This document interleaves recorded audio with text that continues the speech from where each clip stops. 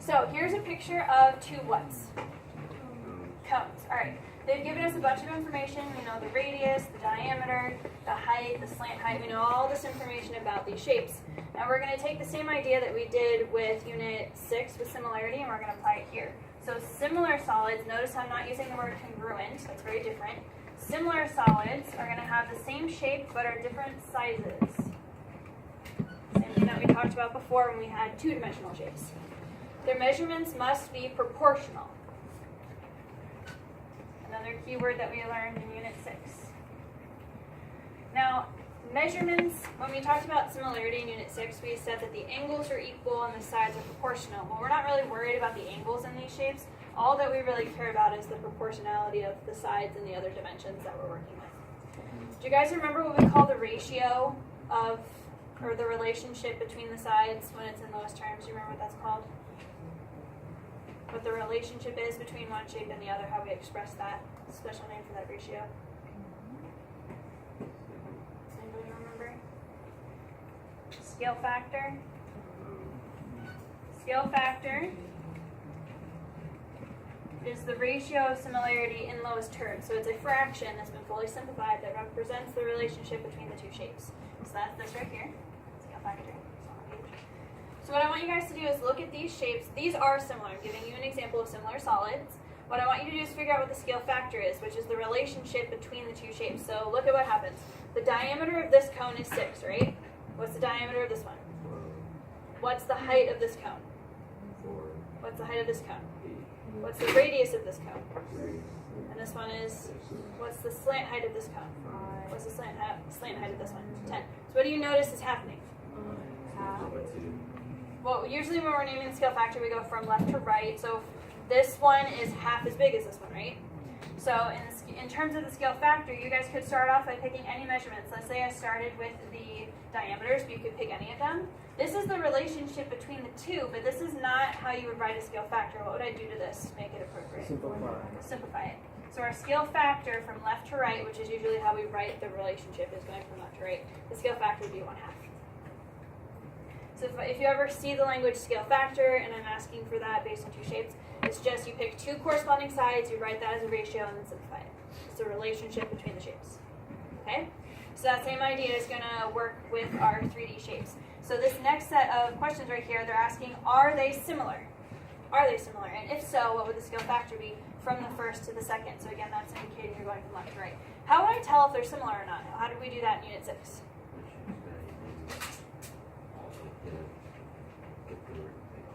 You get the similar term. Okay, so you want to check to see if all of the sides are in the scale factor, right? So what would, if I compare the 3, the height here, what would the height of the other 6. prism be? So one relationship is 3 to 6. So the heights are 3 to 6. What about the length? 3 to 6 again.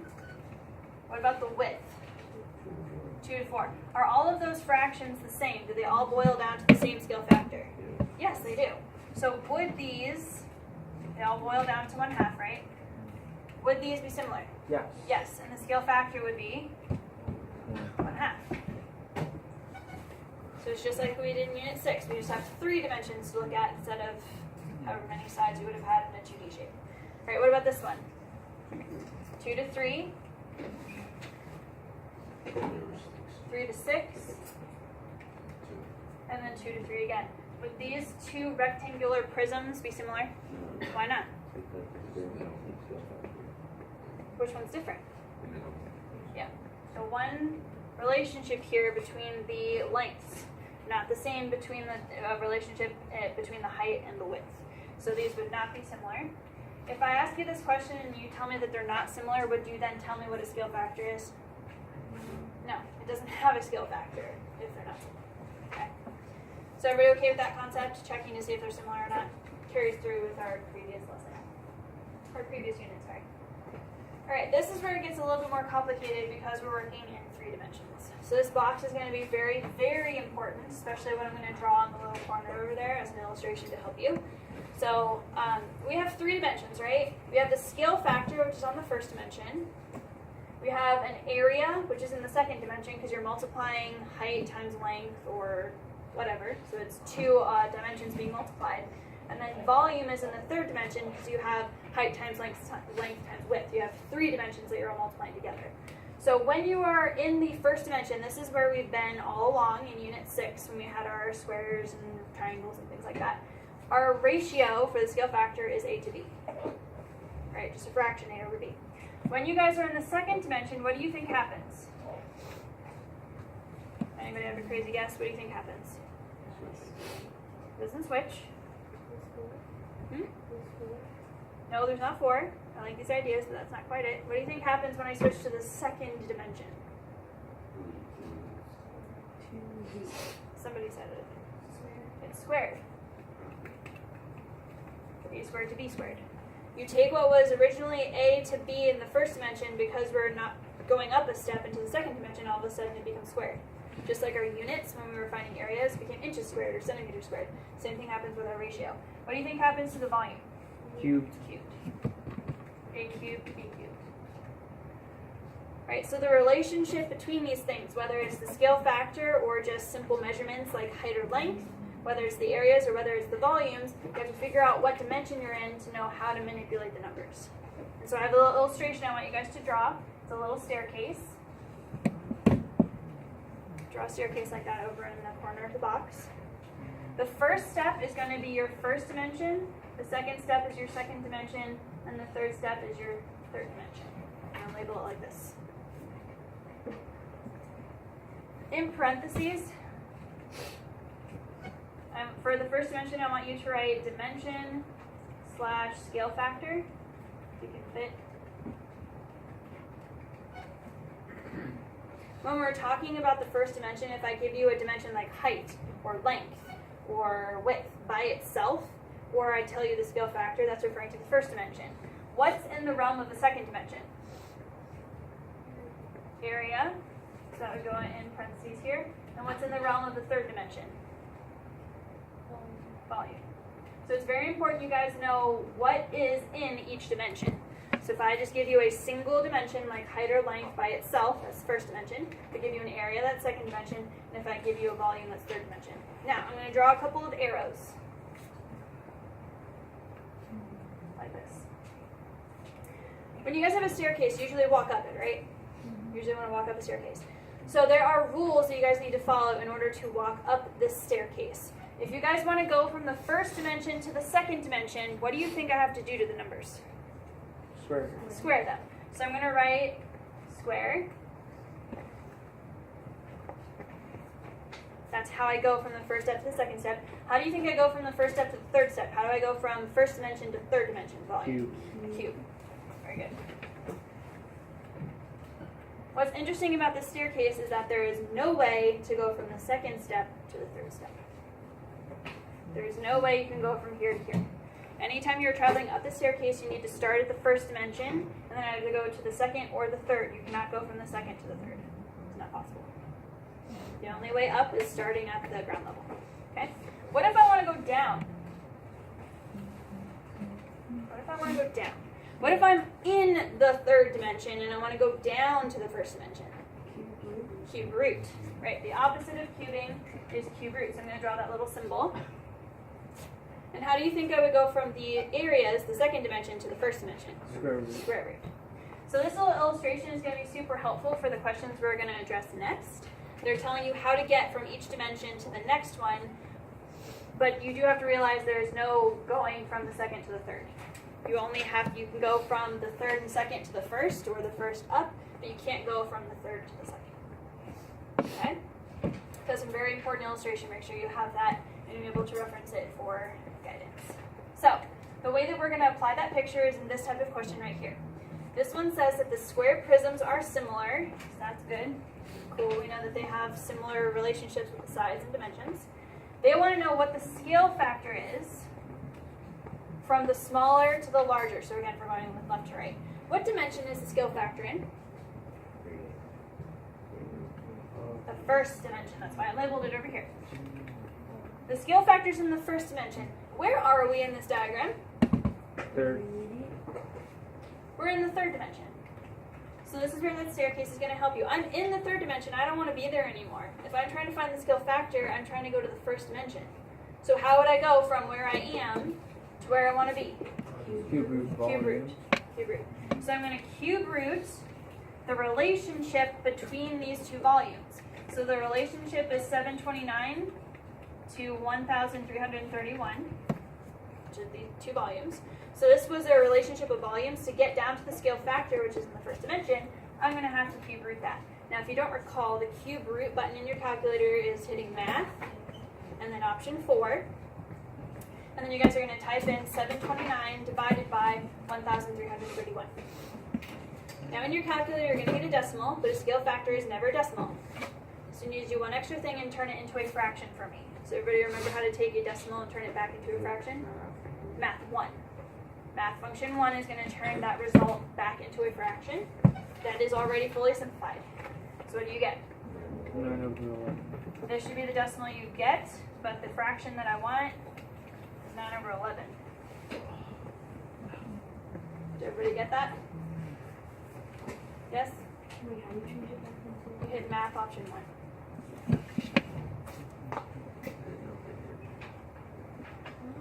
Okay? So this, if they had just given you what the length and the height were, couldn't you just find the scale factor by using the lengths? Like if I told you that the height was 4 and the height, or if I told you that the height was 9 and this height was 11, couldn't you just say it's 9/11 based on the heights? But the thing is I didn't give you that. I didn't give you stuff in the first dimension, so you couldn't find the scale factor. So this is the kind of question where you have to use a staircase. So make sure you keep your eyes peeled for that scenario. All right, we're going to try more. We're going to try a couple more. Each pair of figures is similar. You need that set up in order to do this. Using the information provided, we're going to find the scale factor. So again, what dimension is the scale factor in? The first dimension. Now, what have they, or where are we in this picture? Where are we? They gave us the volume, so we're in the third dimension. If they had just given us the radius or the slant height or something, I could find the scale factor like that, because the height and the slant height are in the first dimension already, but we're not there. We're up in space, up in the third dimension. All right, how do I go from the third dimension to the first dimension? Cube root. So I'm going to cube root the relationship between these two. So I have 250 pi divided by 432 pi. Now before you plug this into the calculator, I have a very useful trick for you. What do you think I could do to make this easier? You can't. You can cancel out the pi's. Because you have a pi on the top and the bottom, you can essentially get rid of those two. So to make it easier for you in the calculator, you can just do 250, that's a 2, sorry. You can do 250 divided by 432 without the pi's. It's a very helpful trick. So if both top and bottom have a pi, you can cancel those out, make it easier for yourself. When you do the cube root of that, the decimal you get is 0.83 repeating, but I don't want a decimal, so go ahead and turn that into a fraction for me. 5/6.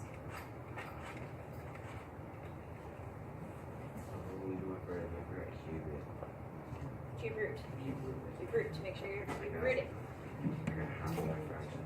Alright, is everybody clear on how I did that one? Okay, so the directions still apply. I want to go to the first dimension. What dimension am I in this one? Third. I'm in the second dimension. Look, what did they give me? Surface area. Surface area. Area is in the second dimension. So in this question, I'm in the second dimension. How do I go from the second step, the second dimension, down to the first? Square root. Square root. Square root. That's, again, reference the picture. So this time I'm going to be square rooting the relationship. 20 pi to 125 pi, but what adjustment would I make? No pi. You can take the pi's away, cancel them from the top and the bottom. So it's a square root of 20/125. Be very careful, you know the difference between when you use the cube root and the square root, and how to put them in the calculator correctly. So the decimal you would get out of this is 0.4, and turning that into a fraction, because the scale factor does need to be a simplified ratio, what would that be? 2/5. 2/5. Very nice. Alright. So that. Alright, real quick. Are these two pyramids similar to each other? No. Why not? Scale factor is not. There is no scale factor. There is no scale factor. What's the relationship between the bases? Yeah, so like the 10 and the 15, right, they simplify to become the same number. But what about the slant heights? 12 to 14, right? That's not the same as the others. So that means that these cannot be similar. What about these cylinders? They are similar. If you compare the 4 to the 12 and the 5.1 to the 15.3, what do those simplify to? Yeah, they each simplify to 1/3. So again, if the relationship between the dimensions, the corresponding dimensions, are the same, that means that they're similar. So I'm going to say yes, and then if you guys notice in the directions, it says, if so, state the scale factor, the ratio of areas, and the ratio of volumes. Okay? So what was the scale factor? It was 1/3. Now I'm going to ask you for the ratio of the areas. What do you think that would be? What's the relationship between their areas as a ratio? Not 1 to 3. What dimension are the areas in?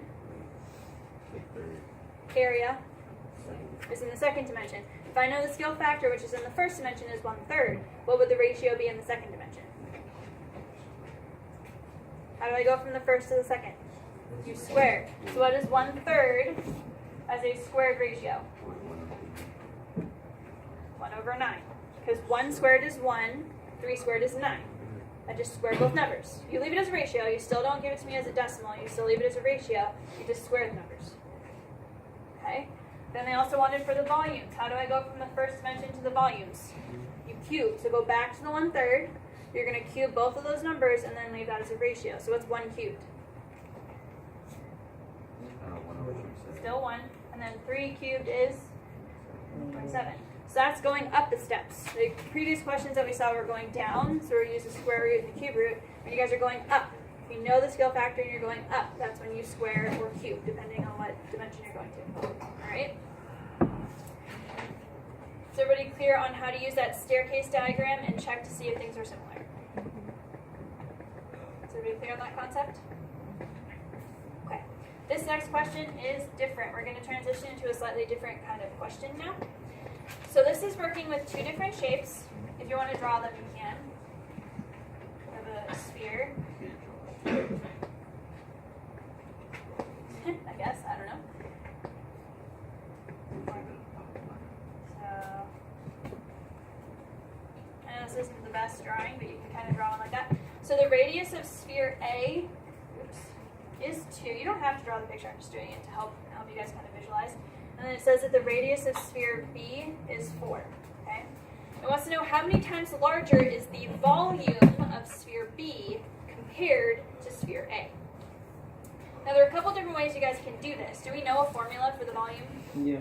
So if they're asking you to compare the volumes, you could really easily, since you know what the radius is, you could find the volume of sphere A, you could find the volume of sphere B, and then compare them, right? That would just take a little bit of time, because plugging in formulas and making sure you have it all right. And then there's another way that you can do this, okay? What am I comparing about them again?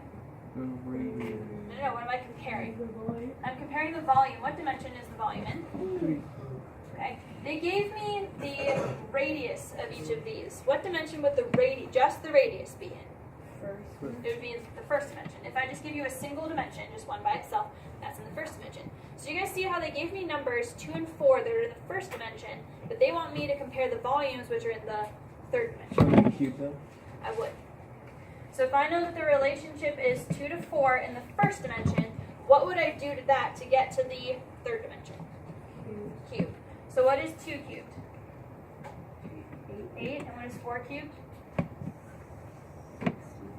64. Alright, so this is the relationship of their volumes. This is sphere B, because sphere B was the bigger one, right? Sphere B is the bigger one. So the volume is 64 compared to 8. How much bigger is 64 compared to 8? It's 8 times bigger.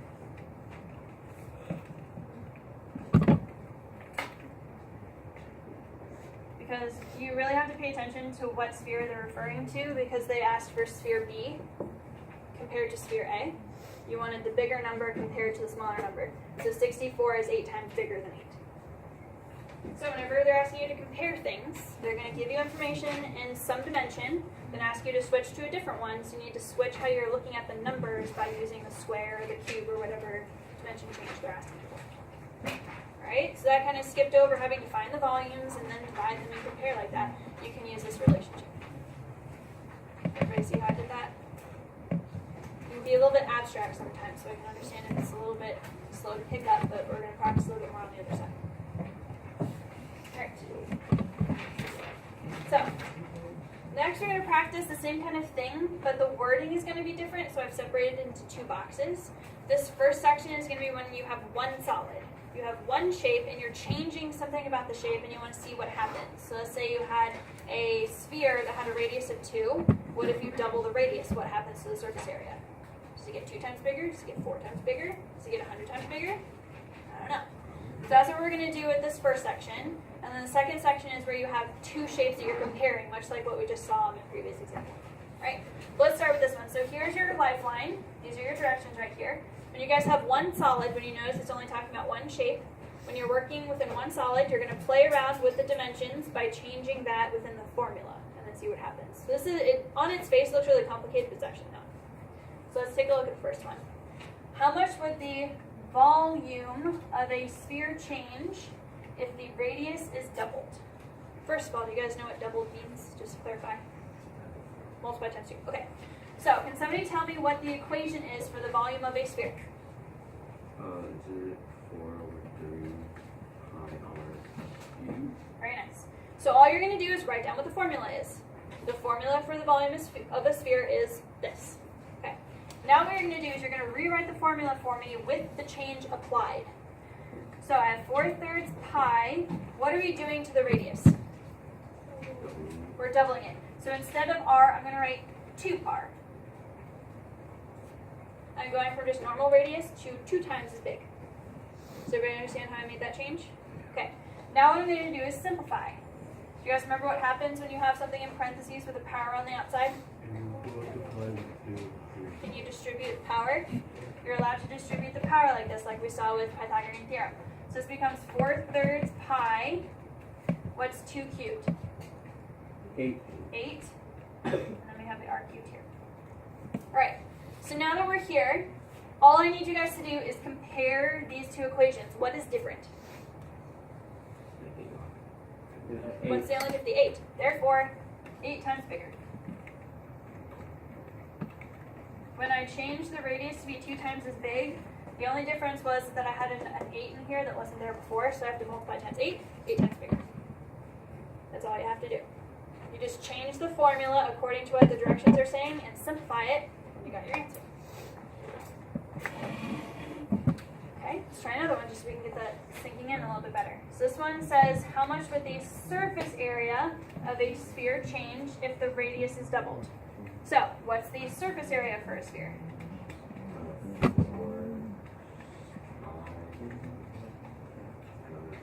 4 pi r squared, is that right?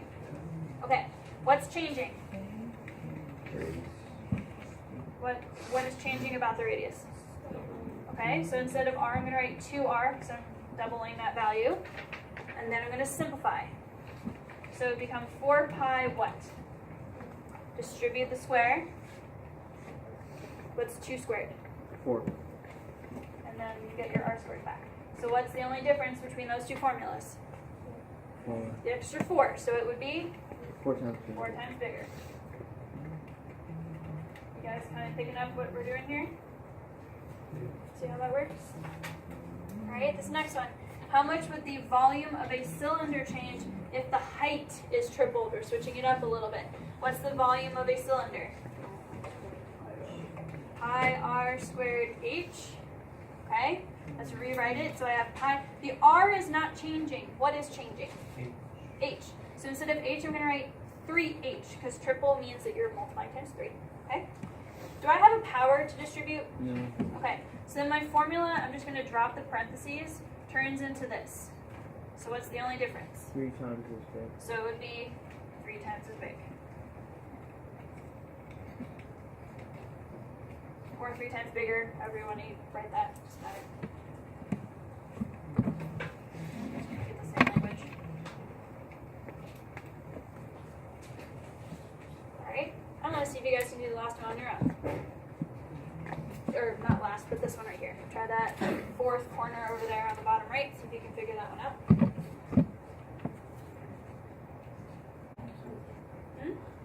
It should be 9. you know what to do when they square root was there? What square root? Or not square root, just So the volume is the same as the one over here. What am I changing? By how much? So I'm multiplying it times 3, so instead of r, I would write 3r. So what do I do with the square? You distribute the square, so it becomes pi times 9 times r squared times h. So it's the 9, that's the only extra thing. Okay, so whenever you have something in parentheses where there's not an addition or a subtraction, you're allowed to distribute that square. So make sure you do that every time. So everybody okay with this process? We have one more, but I'll make sure we're good with this before we get to that one. Wait, how did R become 3R? Because it told us that the radius was tripled in the direction. So the question is going to tell you what to change, so you just do that in the formula. Okay. Alright, we have one more. This one's different because it actually gives us a number, but we're going to treat it the same way that we did with the other ones. Okay?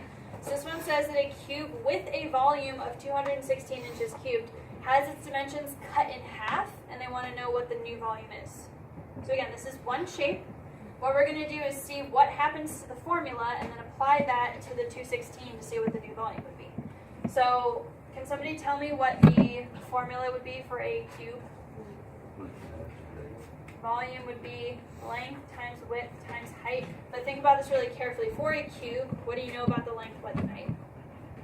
They're all the same. They're all the same. So if you want to, you could actually just say like length cubed or width cubed or h cubed. They're all the same, so it doesn't really matter. So you could either write it like this or like that.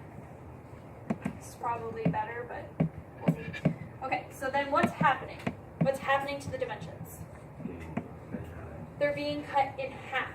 So what you guys want to do is you're going to write the volume would be 1/2 of the length cubed. For all the other ones above, they got bigger. They were multiplied times 2 or times 3. These ones, I'm making them smaller. I'm multiplying times 1/2. So you guys could either do 1/2 L, 1/2 W, 1/2 H, if you want to write it out this way. But since they're all the same, I'm just going to do it like this. So what would this turn into? What is 1/2 cubed? Be very careful. 1/8. When you guys distribute this cube, make sure you're cubing both the top and the bottom of the fraction. So it's 1 cubed and 2 cubed. This way it becomes 1/8. Is everybody clear with that? Okay. So that means that the new volume, what's the difference? What is the difference between the formulas? This is where I started. This is where I ended.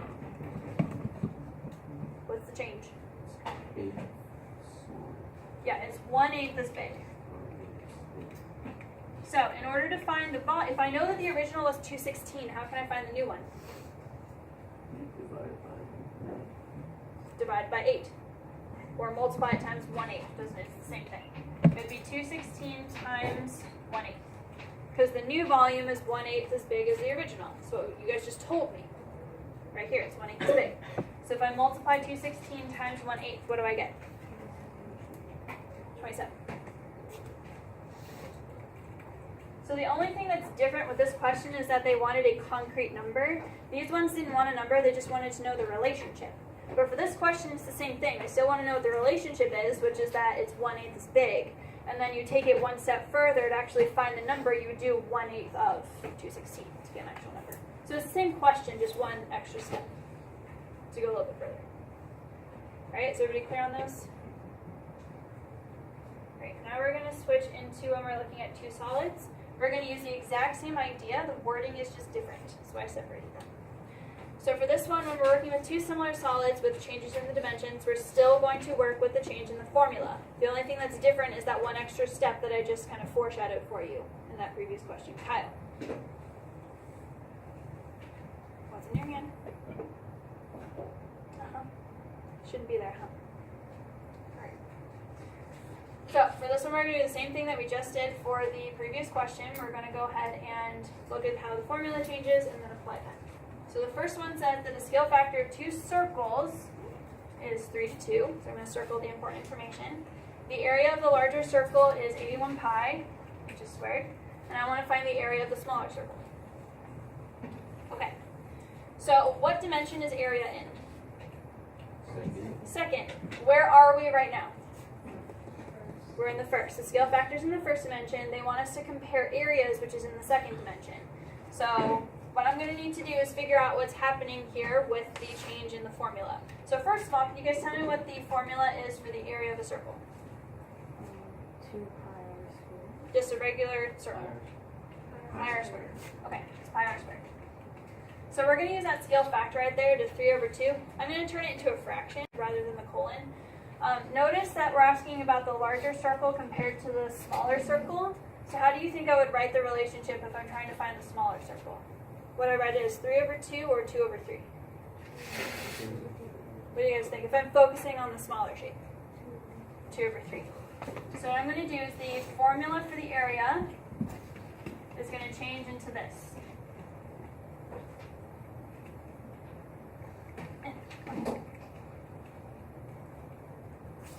Now, I know the wording is different. It didn't say, oh, the radius is 2/3 as big, or the radius is half as big, or the radius is twice as big. They buried that information into the scale factor. The scale factor tells you the relationship between one shape to the other. So because they're saying this is the scale factor, you know that the radius for the smaller one is going to be 2/3. The radius for the bigger one would be 3 over 2. We just switch the fractions so that what we're focusing on is on top. So this is, do you guys see how I went from the original to the new one, the switch here? So are we clear on that so far? All right, if I distribute the square, what would my formula turn into? 4 a equals pi 4 over 9. Okay, this is my new formula, this is my original. What changed? 4 over 9. So that means that my new area is going to be 4 over 9 times the 81 pi. The original formula was 81 pi. My new formula, or my new answer, is going to be 4/9 of that. Just like we did in the previous example, we found out what changed, and then we multiply that change times the original value. Okay? So what would 81 pi times 4 over 9 be? And I want it to still be in terms of pi, so if you just do 81 times 4/9.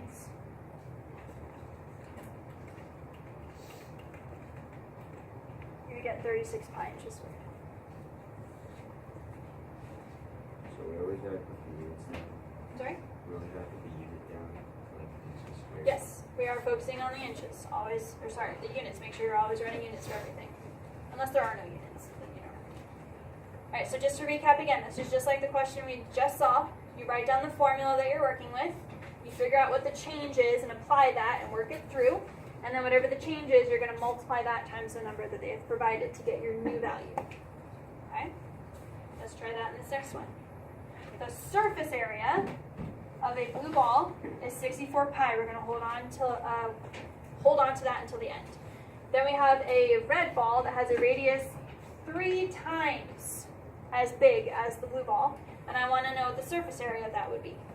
Okay, who can tell me what the surface area of a ball, what shape would a ball be? Sphere. Okay, what's the surface area of a sphere? 4 pi r squared. Very nice. What is changing? What's different about the other one? The radius is 3 times. So how would I rewrite my formula? Pi 3r squared. Okay, so it's 3r squared, like this. And then I'm going to rewrite it so it's a little bit neater. So it's 4 pi what? 3 r. Nope. 9. Distribute that square, please. Make sure you do that. So it goes 9r squared. So this is where we started, the 4 pi r squared. Now we're at 4 pi 9r squared. So what's the difference? 9. So that means that the surface area will be 9 times as big, right? 9 times bigger. So if I know that the original surface area was 64 pi, how do I find the new one? Multiply it times 9. 64 pi times 9.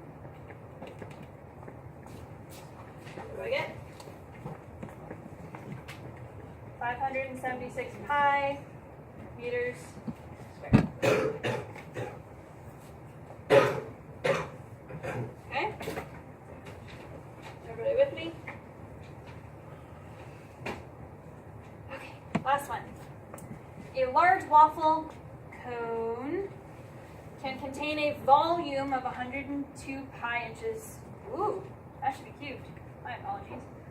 Right? A smaller waffle cone has a height 1/3 the height of the large cone, what would the volume of the smaller cone be? All right, so we're focusing on the volume of a cone. Can anybody tell me what that is? Awesome. All right, what is changing?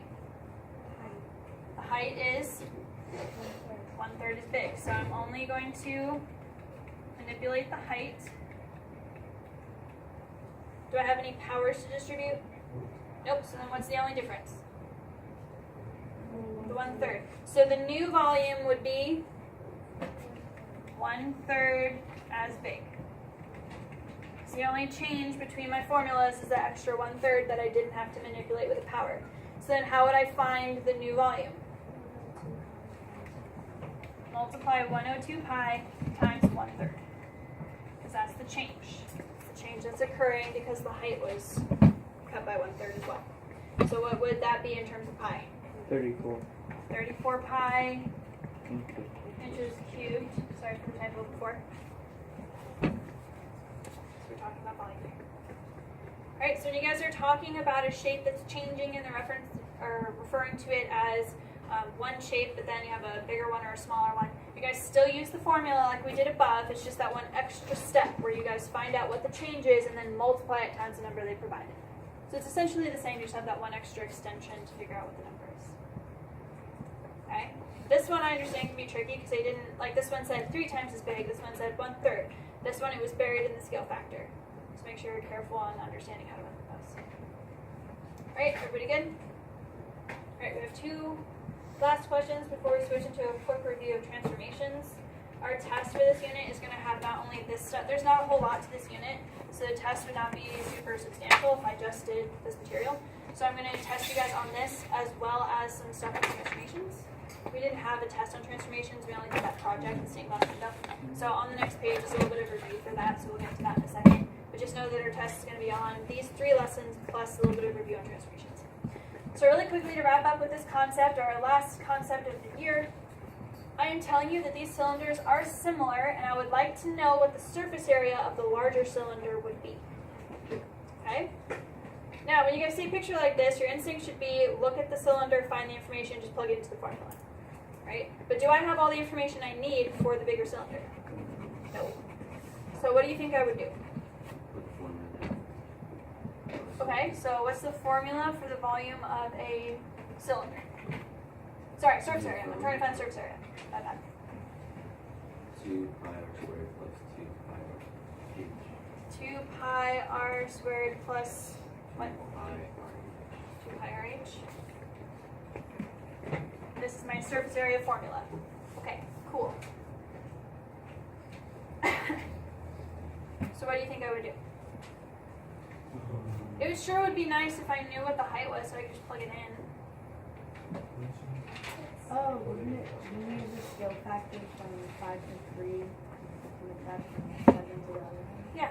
These are different questions. We're kind of switching back again. This is not the same kind of questions that we did before. Do you guys see how this is 3 to 5? And this is 7 to, don't know, or x. Yeah, we can call it x, right? We don't know what it is. What's useful about this is that you have half the information, but you also have a shape next to it that you can use to find the scale factor in order to find the value. So I know the scale factor is 3 to 5, and then you guys can just use the similarity proportion, cross multiply, to solve for what the height would be. So 3x is equal to 35. You're going to get some sort of awkward decimal. 11.6 repeating. Yeah, we're just going to call that 11.7. Alright, so then all you have to do is plug that in. So 2 pi, the radius for the larger cylinder, which is what we're focusing on, is 5. So if I square that, I get 25. Plus 2 pi 5 times 11.7. Focusing on the larger. Yeah, we're trying to find the surface area of the larger cylinder right now. Okay, so this becomes 50 pi. This becomes 117 pi. Well, that worked out. The decimal went away. So when I combine those, what do I get as my final answer?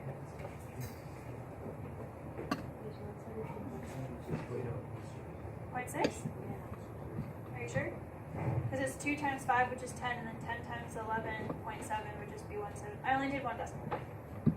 Did you use 2?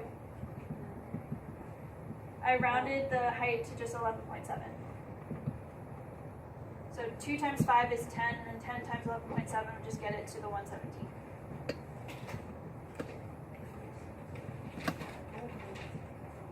So when you guys add those two together, you should get that. Get 167. I don't know, because I thought it was volume before, and then I made a mistake, so that's my fault. Sorry. Surface area.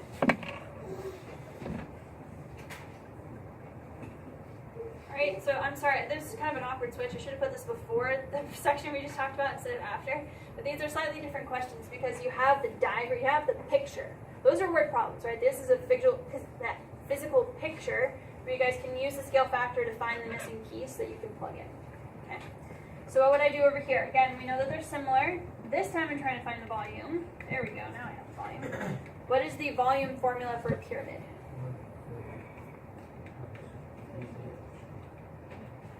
Like that, right?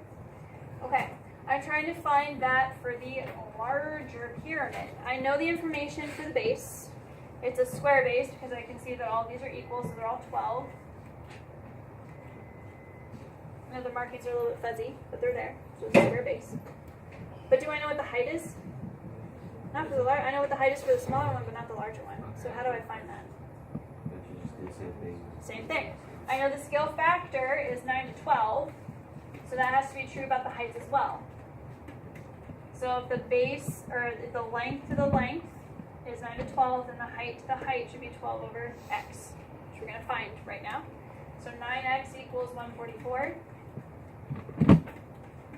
X is equal to 16. Awesome. So now I have everything I need to plug into the formula. 1/3, what would the area of the base be? B, because that's what capital B stands for. The base is a square, so you would do 12 times 12, which is 144. So area of the base is 144. The height is 16, which we just found. Using that proportion. Sorry?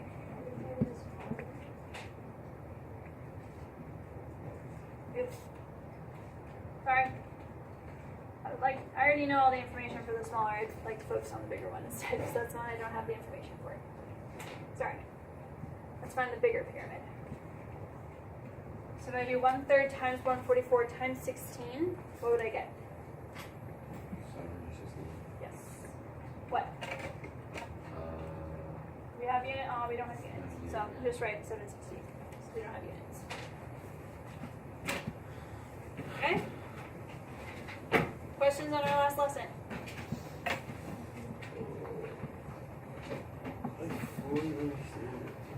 Any questions on our last lesson here?